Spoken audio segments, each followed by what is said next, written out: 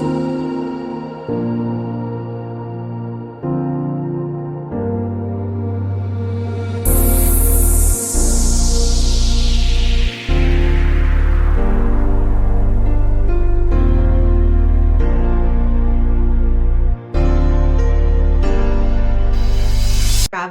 Hi, Heidi.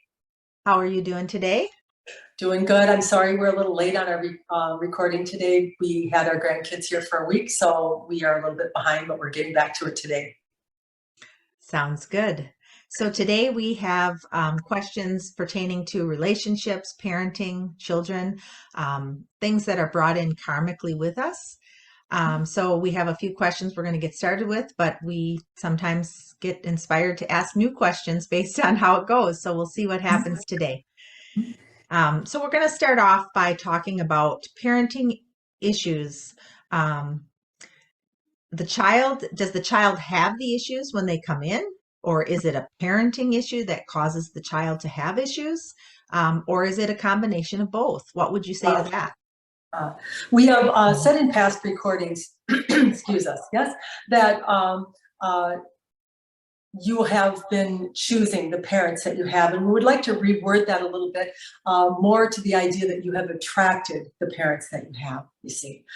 We told you that in every moment that you are living the lives that you are in, you are creating the future lifetimes and those that you will be interacting with based upon how you are responding to the circumstances and situations that you're now finding yourself in. Because you are the creator, you are the one that gets to decide how it is you are going to react or emote to what it is you are experiencing. So we would ask you, Heidi, and all those that are listening to this recording, but we already know the answer, so it is a little loaded, yes? But how does it feel to you when we tell you that you are a creator? And that means you are never a victim, not for a single moment, not as an infant, not as a baby, not as a 2-year-old, not as a 60-year-old, or whatever you want to bring to our attention. We have conversations with those that are appalled when something happens that is not right in their mind to a child, and they cannot understand it, and they want to know if there's a God, how could this happen?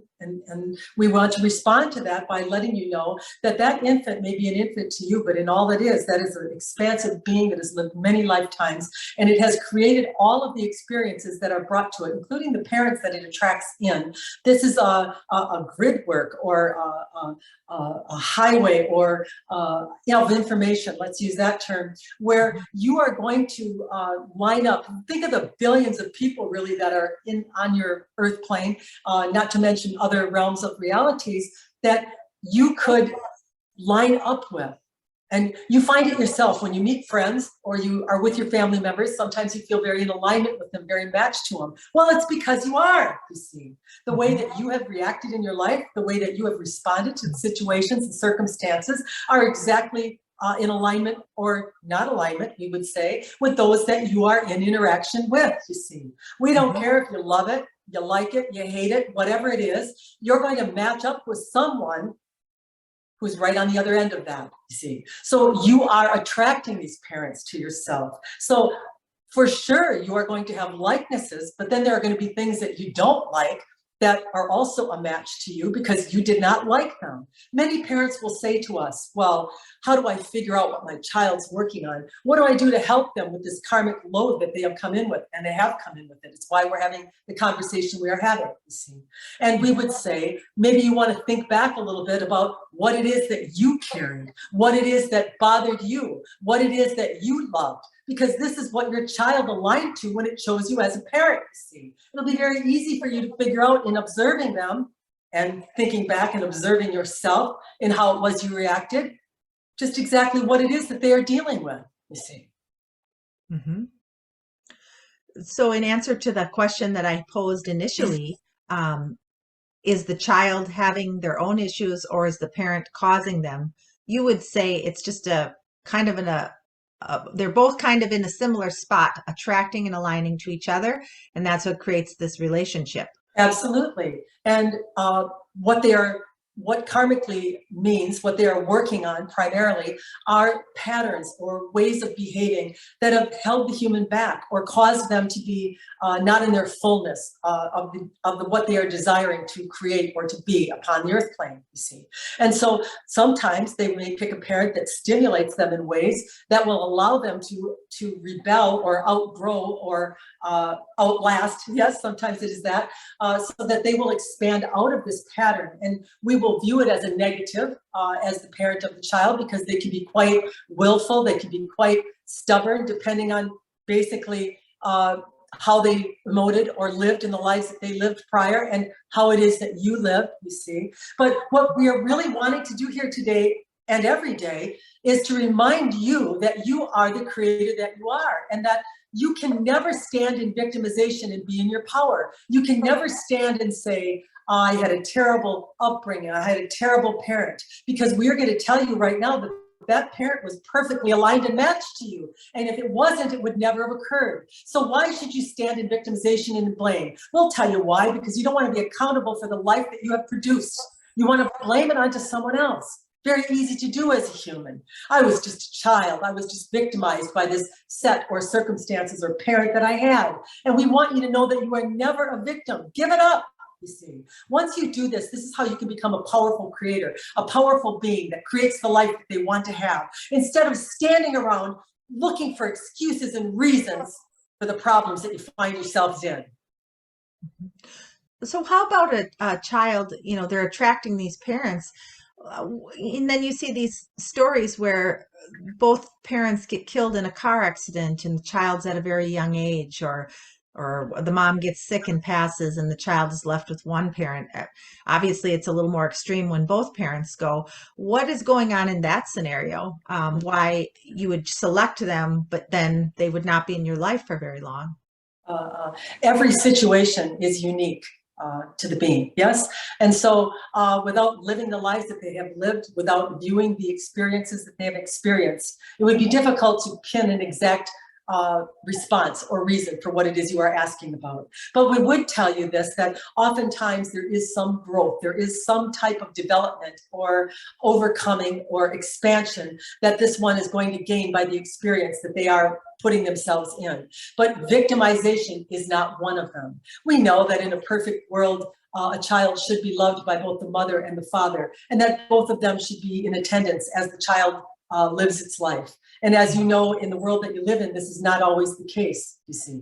And some will end disastrous and some will end quite good or expansive, let's use that term.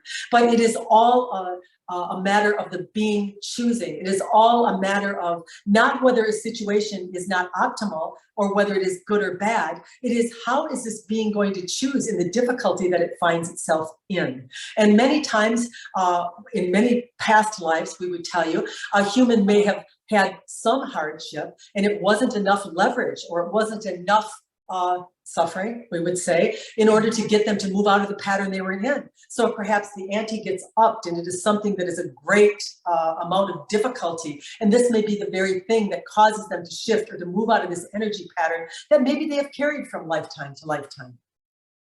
Okay. All right. So you talk about us coming in karmically loaded. And I think on one of our past sessions, you discussed what you meant by karma, because that's a term that's used pretty commonly, especially in spiritual conversations. What karma, people think karma is you do something bad and then maybe you get something bad back at you. But you kind of went into a little bit more depth about what karma actually is. So when you say a child comes in karmically loaded, what do you specifically mean by that? They are coming in loaded with whatever they have included in the universe that is them, by how they have thought, by how they have responded, by how they have perceived.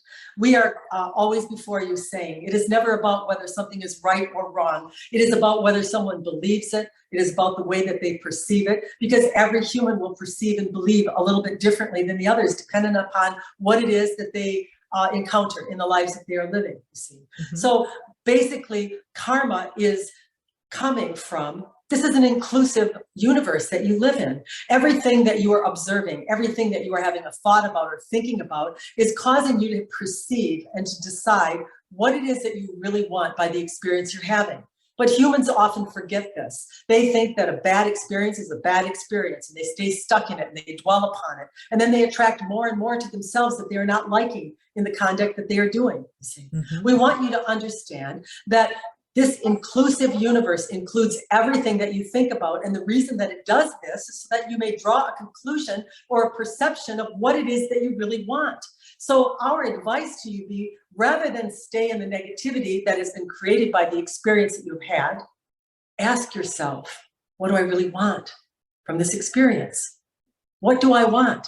I want a husband that likes to do what I do. I want a husband that greets me at the door in a good mood. I want this, I want that.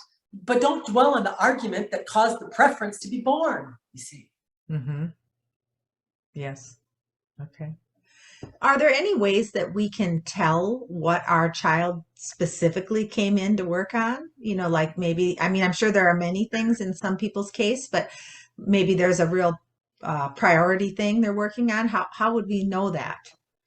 Yes, we would tell you that the hint that we gave you, that you can think about your own life and how you have perceived it and what it is that has occurred and how you've thought about it, how you've believed about it.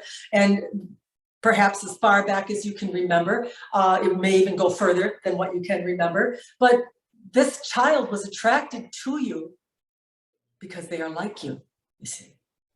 They might be like you in what you don't like and what you do like. So it could be a little confusing to you. You could really dislike something and then your child could like it because of it, you see. So there are two ways that one can attract to themselves. But the best advice that we would give you is to take a look at yourself, to observe yourself in your relationship, in your work life, in your parenting, whatever it is you are doing. I think if most of you would observe the type of mates that your children will choose, they might be opposite of what you had, you see.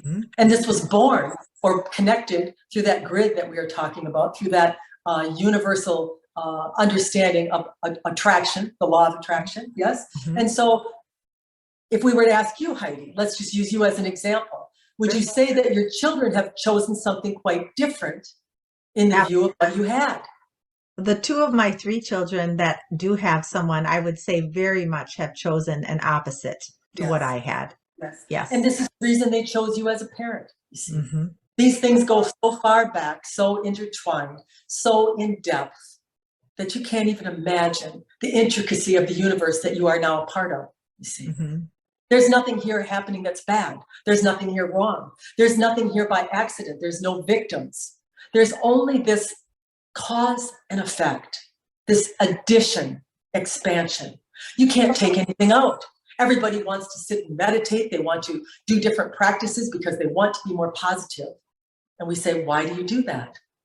A little negativity lets you know that you have a preference, provided you get out of it, provided you just allow it and realize what is born of it. What was born of the negativity you experienced, they chose the opposite of. They aligned to you as the parent that they would choose because of the life that you chose. You see, it's what they needed. It's what they desired in the lives that they are living.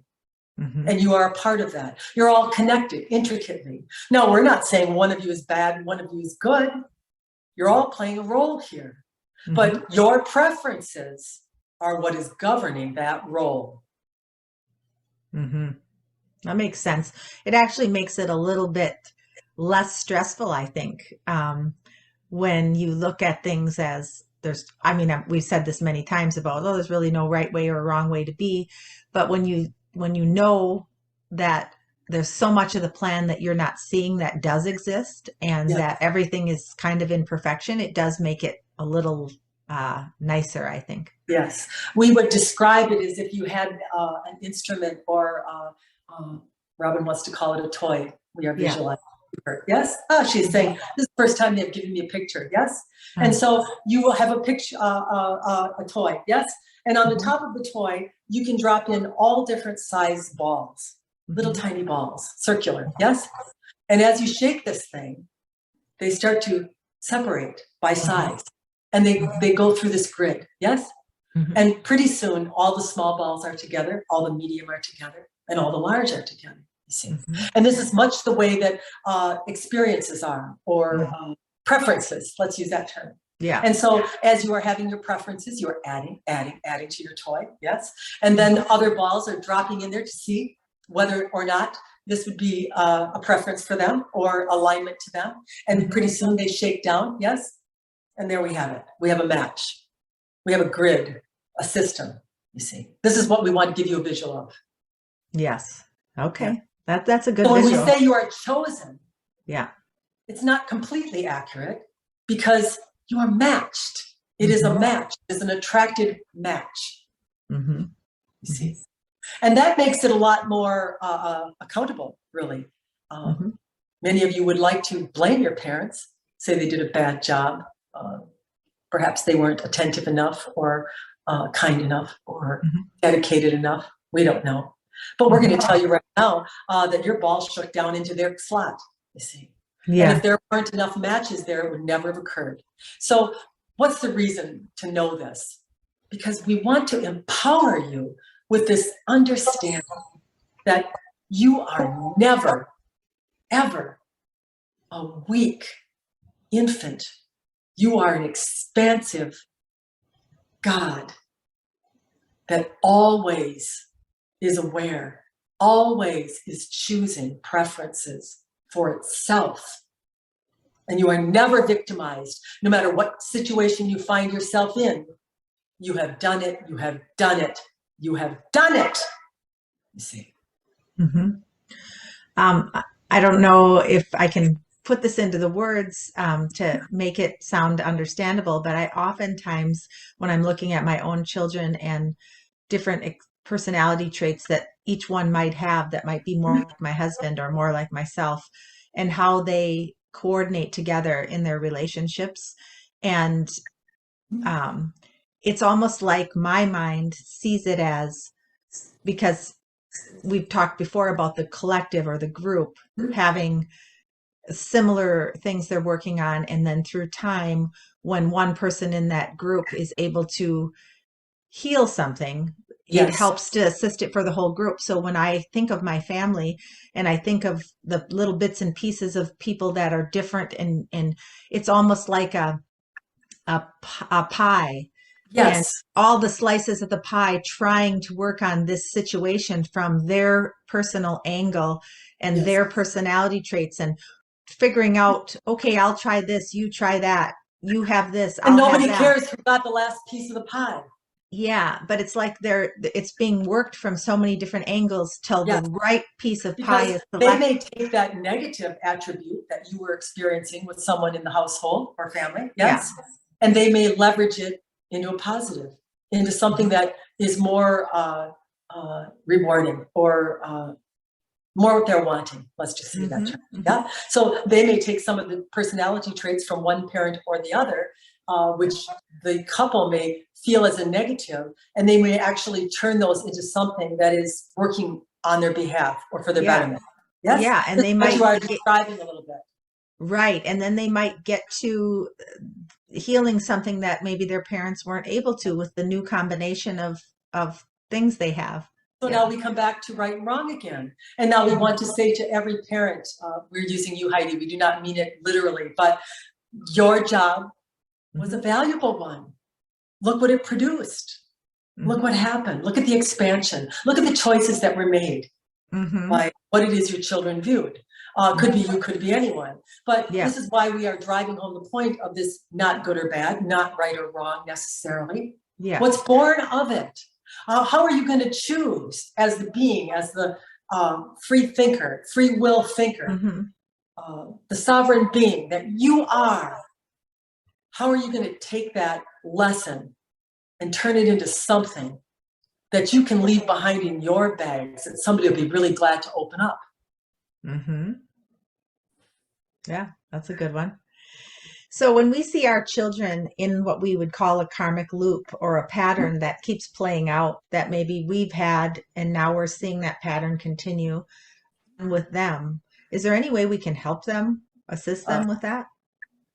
There is no way when someone is unconscious to, in a stimulated manner that you were talking about, that you can you have to bring them out of it. And how do you bring them out of it? You have to soothe them. We've told you to soothe yourself sometimes when you are feeling very negative, you are feeling an experience perhaps with a husband or a family or coworker, whatever it is, and something transpires that's very upsetting to you. We cannot simply point out to you, you're unconscious right now, snap out of it, because in the unconscious emotion that you are in, it's going to exasperate that or make it bigger, because the aspect wants to be heard. It wants to be recognized for the life experience that it is experiencing. You see. So we would say the best advice we would give you, that if anyone is stimulated, whether it is your child or not, that you do something to bring them out of their unconscious state, which would be a touch. I can see that you are not feeling well, that you are upset. I understand. Yes. I can see that this is difficult for you. We are confirming. We are not pointing out that they are out of balance. We are simply offering alignment, offering some type of a stick for them to grab onto. Yes, something they can reach for. And this is the best advice that we would give you.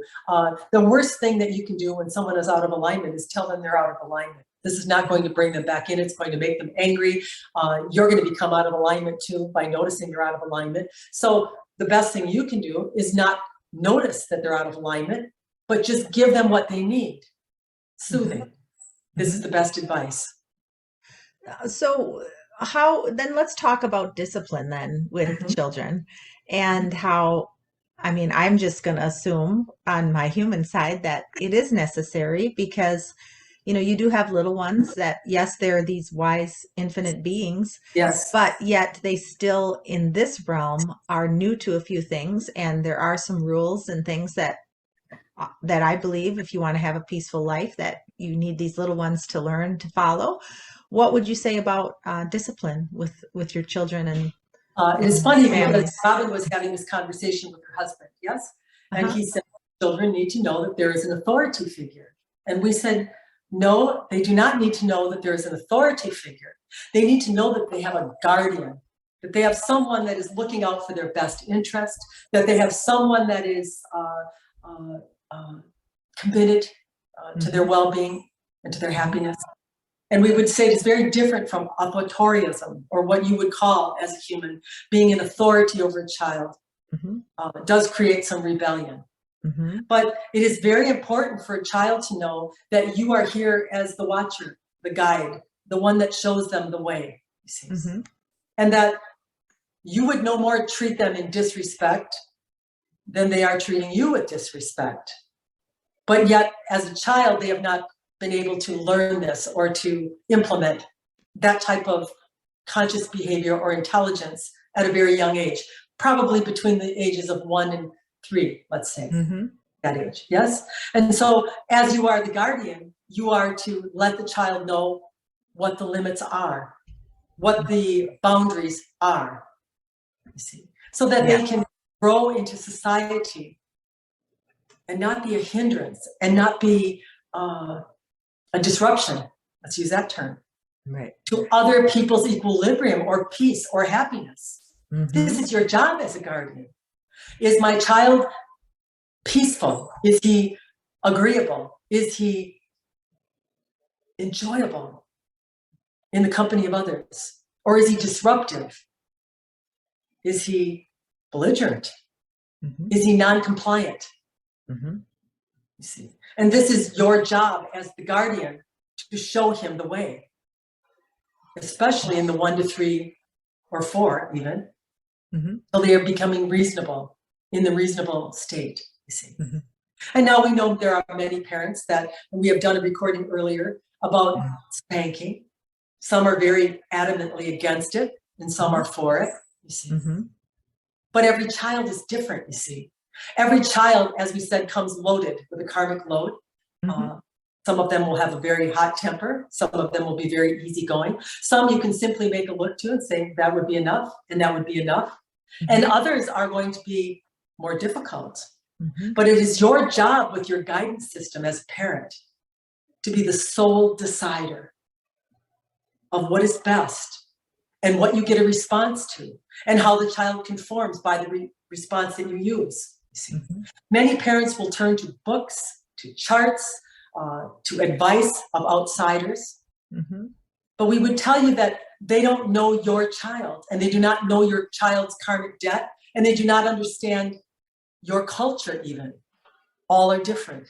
Mm-hmm. So our advice to you would be, as you parent, is you have to do whatever you have to do to create a peaceful, harmoniously, joyful experience, not only for yourself, but for those that you're interacting with. And you have to do that or achieve that through trial and error. Mm-hmm. See what kind of response you get as you elevate your tone, when they elevate their tone. You have to decide as the parent, is my form of discipline effective? Am I getting the response that I want? And if you're not, you need to drop it and move on. You need to really pay attention to what works and what doesn't. Yes. And just to further answer or ask on that subject, if you are doing that job as a parent, if you are being that guardian for your child, that I'm assuming then does not in any way hinder what they came here to work on, right? If anything, they're still going to be here to work on what they're working on. It's just that you're going to make it a little bit more peaceful and harmonious for everybody concerned. Some of them may have chose you as the parent to help them with their temper, with their disagreement. We would tell you that many parents, when they are experiencing a difficulty with their child, they become over compliant, or they will say that the child needs to do things on his own. He is throwing a tantrum because he has to do it by himself. And we would say to some degree, you can allow some of this. Mm-hmm. But as the guardian, when you say, I need you to be compliant, because you are the guardian, and perhaps you're leaving the house or you are doing something where the child needs to conform immediately, and you do not have the time nor the patience to be allowing, let's use that term, them to do everything by themselves that perhaps they're not capable of. Mm-hmm. They have to be willing to accept your role as the guardian, as the one that chooses, as the one that decides for them, even. Mm-hmm. We don't have time for this right now. You're going to stop because I am your guardian and I've told you yes to stop. Mm-hmm. You cannot allow a child to run your household, to be the one that decides everything about what they will do and when they will do it. If you do, you will live in a miserable household. Yes. Yes. So these children then grow into teens and adults and into their own relationships. And I think when we were having a conversation at one point, we touched on the fact that if you haven't been in what you call a guardian role from the time that these children are little, it's very difficult then to try to do that as they move into their teen years. What would you say to somebody who maybe wasn't really being a good guardian when their children were little, and now they have teens that are very difficult and discipline problemed? Is there anything that they can do to reach out? You must raise your energy and your will higher than theirs. Mm-hmm. So whatever you have allowed it to grow to, you have to raise your will to overcome what it is that has occurred, you see. Okay. It is your intent that rules everything. Many parents will start to feel helpless, they'll feel overwhelmed, they'll feel quite miserable. Yeah. They can't do what they want in their own household. Things are disarray. They want to do things with the children outside of the home, but there is disarray. They are worried about how they are going to behave. Mm-hmm. And once you have your attention going in this direction of worry, we're glad you brought this up because we're going down a whole new rabbit hole right now. Mm-hmm.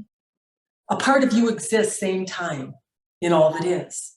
And this soul group that you are traveling in is saying, these children that you have born, a larger part of them still exists same time, same as you. Mm-hmm. And whatever it is that you call for in your worry, in your impatience, in your not in control, they're not going to disappoint you in that. you will attract to yourself exactly what it is that you feel you have no control over. And this is what happens to parents. And it's why, as it begins as a child and it is let go, and they become into their teen years, this angst just keeps growing, but they have no idea how to rectify it or how to get it back in alignment. Mm-hmm. And we would say part of it is you have to decide how it will be, that you are in your power spot of a guardian, that you are going to guide this one in the direction that they need to be guided in. And they're going to feel that energetic shift, not only here on the earth plane, but in all that is. And pretty soon you're going to get some behavior that's more to what you are calling for instead of what you are afraid of. Mm-hmm. Okay. So then we're moving on in age, and these children start to have boyfriends, girlfriends, friends they spend lots of time with. What effect do those relationships have on their being? And from a parent standpoint, what if your child is in a relationship that you don't really like and you don't think is serving them, but yet they're in these relationships, obviously for a reason? What would you say to that? You are the guardian. You are the governess and the governor of these children as the father and the mother. And it is for you, as they live within your household, to guide them with your wisdom and your knowledge and your knowing and your alignment. This is what your job is. There's nobody that's ever going to be hired to look over children in any household that's not up to the job or not able to do the job. So we would say that you are here. What does a guardian mean? I'm watching over you.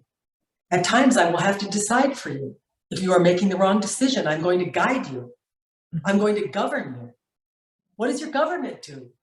Do they let everyone run wild and park wherever they want on the street? Do they let them rob others and take their belongings? Sometimes, we would say, lately. But what we are really trying to make the point of here is a governor is a governor. Mm-hmm. They are the ones that are to enforce what it is that needs to be enforced in order for peace, joy, and happiness to exist. And hopefully in this learning process that they will go through as being your child, they will reap the benefit of that wisdom, that lesson, that knowledge that they accumulated while they were under you in your household, and do same. Mm-hmm. Part of the problem you're having right now in the society that you are having is people have decided that children can just run wild, that they should have no governor or governess over them, that there should be nobody that makes them accountable, that tells them that's enough, that points out where alignment is by experienced livers, experienced experiencers. You are here and you become a parent to use that experience and to pass that on. Do you think, though, because it's happening on such a large scale right now, at least in the US, with these children not being very scared or intimidated by an authority figure of any type, do you think that there's more going on from a learning perspective, why it's so commonly happening right now? Why and what is the future look like for so many of these children that have had no issues with authority and not feeling they need to listen? Everything is cyclic, or going to cycle. Let's use that term. You go back, Robin is using the Leave It to Beaver days, yes? Yeah. Where everything was yes, sir, yes, ma'am. And children were, a rod was used on them at school and the likes. And this is not what we are promoting, you see. Mm-hmm. But we also are not promoting disrespect, lack of agreeability for the whole, for all that are involved. So you are asking the question, where is this headed? Well, when anybody is having a desire And the desire right now is to not be controlled, to not be told what to do, to be whatever they want to be. And there are many that are worried that they must let them be what they want to be, that this change needs to occur. There is this huge mass or accumulation of that desire that is being received in all that is. But really, what is really wanted, and we have brought this up before, when there is a desire or a preference, what's really wanted is peace and harmony, even when you are experiencing the opposite. And we have told you, just as a parent, as a child can attract a parent, either in something that they are negative in or positive in, it is same in this regard. So there's nothing bad here. There's nothing wrong happening. It's like a pendulum that swings from one end to the other. You'll have one child that came from a very strict upbringing, will then have his own children and decide that he is not going to do that at all, you see. And so the pendulum swings. But what we are recommending is to find the balancing point, or the place where it is neither over-restrictive or under, yes? Where there is a balanced point.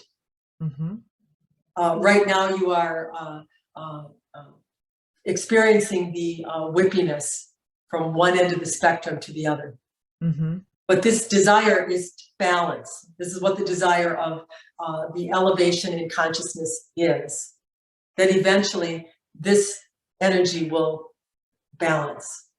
But there's never going to come a time where experience and knowledge and wisdom is not a beneficial thing to be passed upon one's offspring.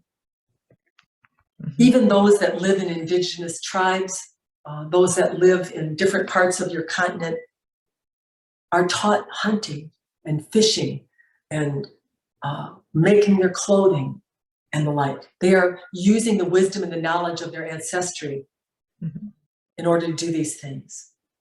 Part of the problem in where you are now in your stage of development is everything is provided for you. So there is no harmony in working together. There is no building the home together. There's no getting the food together. Everything is brought in from the outside. And this is part of what is causing this not balance or no use of the knowledge and wisdom that parents are standing here with wanting to impart. Because everybody's on their phone. Everybody's looking on the internet. Everybody's just ordering in, you see. Yeah. It's funny that you brought up the phone, because when you were talking, that's immediately what I thought of, is the young, and even adults, but especially the young people, and how many hours a day they spend on their phones, and how consuming it is, that they're not doing these things that you were talking about. Yes. Do you see, I know that you don't like to predict future, but do you feel like these phones and this connection that we all have to them is something that is going to be around? Or do you see a balance, just like you said, with the pendulum swinging left and right? There coming a point of balance where people start to remember the richness of life before phones. Yes, the device will not be removed. However, the importance of limiting it will become very evident to all those that are raising children, to all those that are in the workforce. There's already a frustration. They are not getting the amount of effort from those that are employed by them because the phone, yes? So we are seeing in the future that the phone will still be part of your life, but people will be more honoring of when to use it and when to implement it and when to not, you see. This is how they will raise their children. That this is initially when the phone was very expensive. Robin is looking back when they first got these phones in a bag for her employees that were in the trucks, and they were very expensive. They didn't use them. They only used them for a purpose. They needed a ride. Something broke down. There was an emergency at home.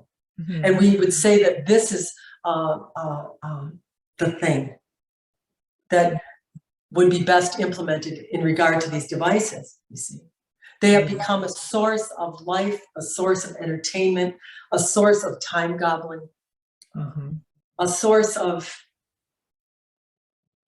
missing out to some degree on some of the beautiful things that this plane has to offer. Yeah. Yeah. I mean, because I think back to, being a kid and what you would do on a day when you were Yeah. bored. And there was any number of things. But now, if you're bored, the first thing you're going to go to is your phone Yes. instead of something else in the environment. Yes. And we do Yeah. not mean to uh, state that phones are a negative or a bad. There's a lot of very interesting information that humans are exchanging that is both educational and beneficial Mhm. to those that are using it for that purpose. But some of the uses where it is becoming the social outlet, or they are losing their playtime or creative time, let's use that term, or Mhm. even time with their own family, because oftentimes the parents are the worst culprits. It is not just the Mhm. child that is abusing the device. They are victims of what they've seen or observed in the lives that they are living with the families they are with. So it is starts at home, starts with the parent. You have to create the environment that you want to see reflected back to you from the children that you have. If they have to ask you 5 or 6 times in a row to do something, make no mistake, you will ask them 5 or 6 times for them to do something that you are asking, you see. Yeah. And this is part of the problem with these devices, because people become very addicted, very tuned out, not paying attention, and the child asks over and over and over again, Mhm. and there will be no response. And then this is the behavior they will adopt then, you see. Yeah. Yes. So we've raised our child now. They become adults. They choose a mate. How do they repeat the patterns in their marital or boyfriend girlfriend relationships? And what might rectify these repeat patterns? Let's change that word to they attract a mate to themselves. Okay. Yes, same as you attract your parents. Mm-hmm. Mm-hmm. You are not a victim. Mm-hmm. There is something there that shook down with the marbles, yes, Mm-hmm. that aligned this person with you. Now, it might be an alignment if you had a very distasteful feeling towards something, that might have shifted the marble down into the compartment that belongs to you too. Not necessarily everything that's to your liking. And Mm-hmm. Robin is saying right now, she can definitely see in the spouse that she has, uh, Mm-hmm. by the father she had, where there are some very good things in her husband that she loves that were not part of her father.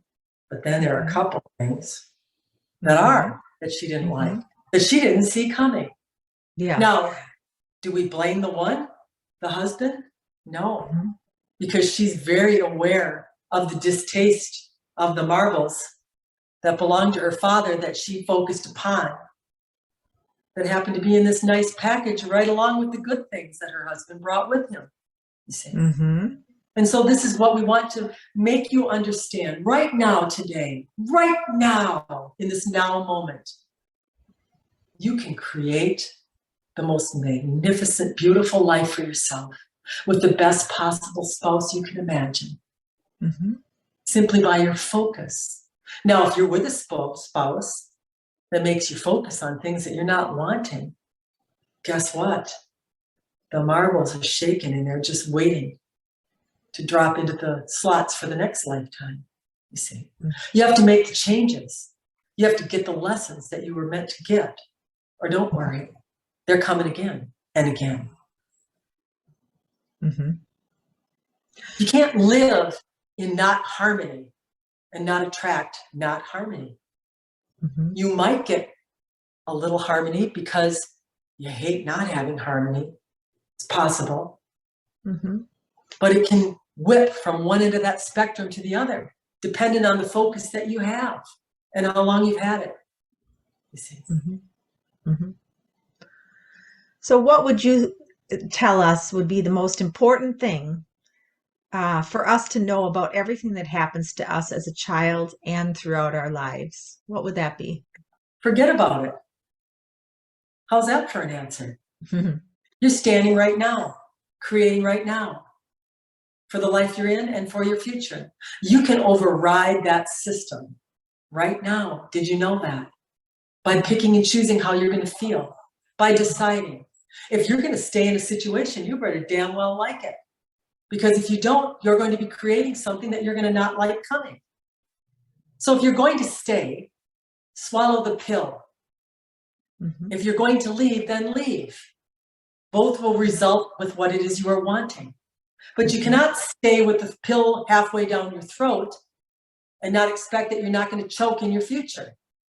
You have to decide, what is my lesson here? Why do I accept less than what I really want, than what my preference is? This experience is nothing more than a revealing factor to me of what my choice is, what I want. Go to what you want, even if you don't want to get out of the situation you are in. Put all of your focus, that powerful focus, and say to yourself, this is my preference brought to me from that experience that I don't like. And then put all of your marbles into that place and create from there. We've told you this before. You think you got to do it. You think you have to make yourself uncomfortable. You think you have to work hard. You think that somehow there's something that you've got to do to change your situation. And we're going to tell you right now, you change how you're thinking and your situation will change. Because that's the God that you are, the creator of universes that you are. Mm-hmm. You will never be in something that you don't like unless you're focused on something you don't like. If you try this and you are persistent in it, your life experience will reflect it. That's good advice. Well, thank you everyone for joining us. We hope you enjoyed hearing our YouTube today. If you have any questions or comments or would like to have to be a part of our YouTube, you can always email me, Heidi, at athenaintruth.com. Any final thoughts, Athena? We've enjoyed this interaction more than words can say. We want to make you aware that we have a website for private sessions. It is www.athenaintruth.com. We have a podcast that is available. We do several of those, hopefully, per week that are free for our listeners on Anchor, on Spotify, and Apple Podcasts. We have the YouTubes that Heidi's doing. Heidi, would you talk a little bit, just tell the listeners a little bit about what may be coming in regard to exchanges with other people and channelers that we may be inviting to the show? Yeah, so we've been reaching out to some other channelers and whatever their specialty is, we're hoping to get them to be on the YouTube so that we can ask questions about their background, how it came to be. Similarly, like what we did with Athena when Robin had her first encounter with them. So we're hoping to have some of those coming up in the future for you. And maybe if anybody is interested in weighing in with their questions for either Athena or who our guest will be that we're interviewing, we Yes. would love to have that be part of it as well. Yes. What we would really like to do is share a little bit with the listeners some of the processes or things that occur in a human when they become open to channel, such as Robin has. And there are many others out there that are doing the same. Not only would we be discussing that with them so that you could get a little bit of a deeper understanding of how this all works and what has transpired as it was occurring. Humans are interested in knowing this information, but you will also be able to perhaps see Athena interacting, or the group of Athena in Truth, interacting with other channelers that are actually channeling. We thought it would be very interesting to see what might occur if we create that situation for you to observe. Yeah, that is something that I think would be really cool to see. I'm sure maybe it does exist out there, but I haven't seen it, so I'm looking forward to that. Hopefully you'll enjoy that as well. Yes. Thank you for everything, Heidi, and good day. Thank you. You too.